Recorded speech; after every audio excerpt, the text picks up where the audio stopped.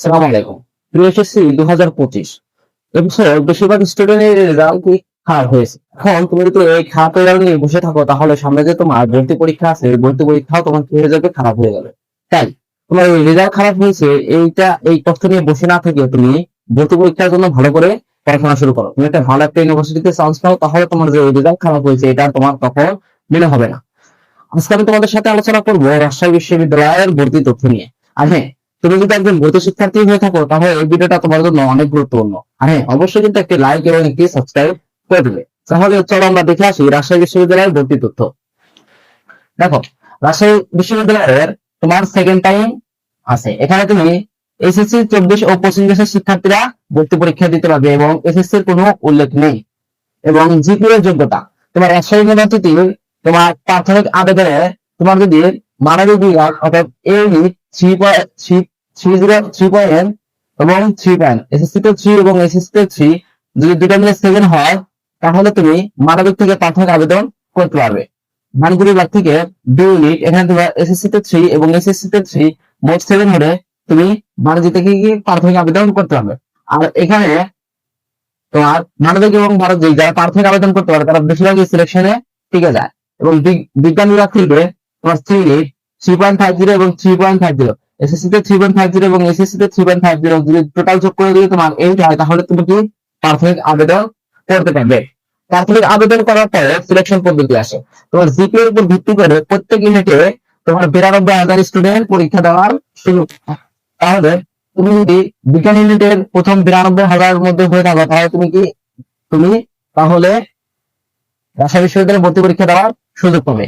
বাণিজ্যিক ইউনিট থেকে ঠিক কিভাবে তুমি যদি প্রথম 92,000 মধ্যে থাকো তাহলে বাণিজ্যিক ইউনিট থেকে ভর্তি পরীক্ষা দেওয়ার সুযোগ পাবে এবং মানবিকেও সেই। আর এখানে তোমার একটা বড় সুযোগ কি, তুমি মানবিক, বাণিজ্য, বিজ্ঞান সব ইউনিটে তুমি যে কোনো বিভাগের স্টুডেন্ট হয়ে কি ভর্তি পরীক্ষা দেওয়ার সুযোগ পাবে। এখন কেন্দ্র তুমি ঢাকা, চট্টগ্রাম, রাজশাহী, খুলনা, রংপুর, বরিশাল যেখানে অবস্থিত বিশ্ববিদ্যালয়গুলোতে তুমি ভর্তি পরীক্ষা দেওয়ার সুযোগ পাবে। তোমাকে যে রাজশাহী এসে পরীক্ষা দিতে হবে এমন না, তুমি ঢাকা বিশ্ববিদ্যালয় পরীক্ষা দেওয়ার সুযোগ পাবে, তারপরে জগন্নাথ বিশ্ববিদ্যালয় পরীক্ষা দেওয়ার সুযোগ পাবে, তারপরে তুমি শেরেবাংলা কৃষি বিশ্ববিদ্যালয় পরীক্ষা দেওয়ার চট্টগ্রাম বিশ্ববিদ্যালয়, রাজশাহী বিশ্ববিদ্যালয়, তারপরে খুলনা বিশ্ববিদ্যালয়, রংপুর বিশ্ববিদ্যালয় ভর্তি পরীক্ষা দেওয়ার সুযোগ পাবে। তারপর আসো তোমার ভর্তি পরীক্ষার মানদণ্ড।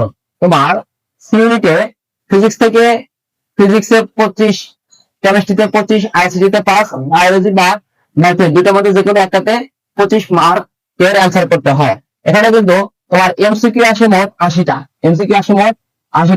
এবং পাস মার্ক কত তোমার 40। আর এখানে নেগেটিভ মার্ক 0.25। এখানে তোমার এমসিকিউ মোট আসে 80টা, তোমার ওই 80কে তোমার কি 100 নম্বরে কনভার্ট করা হয়।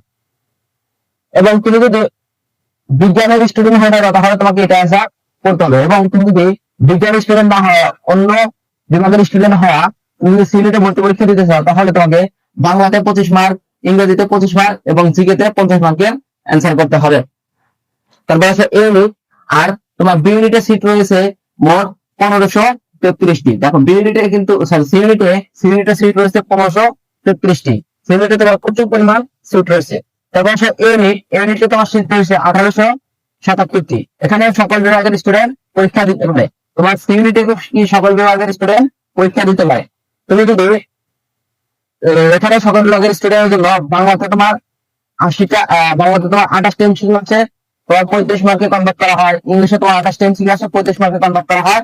এবং জিকেতে 28 মার্কের এমসিকিউ আছে, 30-এ জিকেতে তোমার 24টা এমসিকিউ আছে। জিকেতে তোমার কত 24টা এমসিকিউ আছে, 30-এ কনভার্ট করা হয়।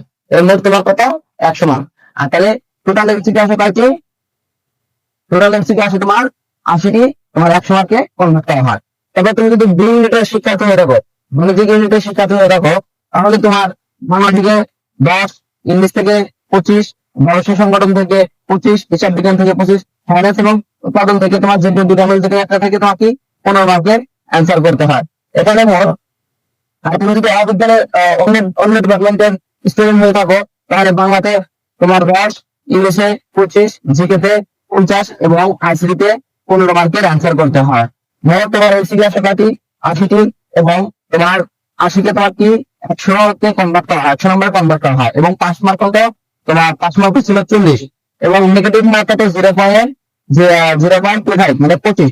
আর আরেকটা কথা হচ্ছে কি, এখানে কিন্তু তোমার তোমার যদি প্রায় 55-60 এমসিকিউ হয়ে যায়, 55+ এমসিকিউ হয়ে যায়, তাহলে রাজশাহী বিশ্ববিদ্যালয়ে খুব সহজে চান্স পেতে পারো। আর এই ভিডিওটা যদি তোমাদের ভালো লেগে থাকে, অবশ্যই একটি লাইক এবং একটি সাবস্ক্রাইব করে দেবে, আর তোমাদের রেজাল্ট আমার কমেন্ট বক্সে জানিয়ে দেবে। আসসালামু আলাইকুম।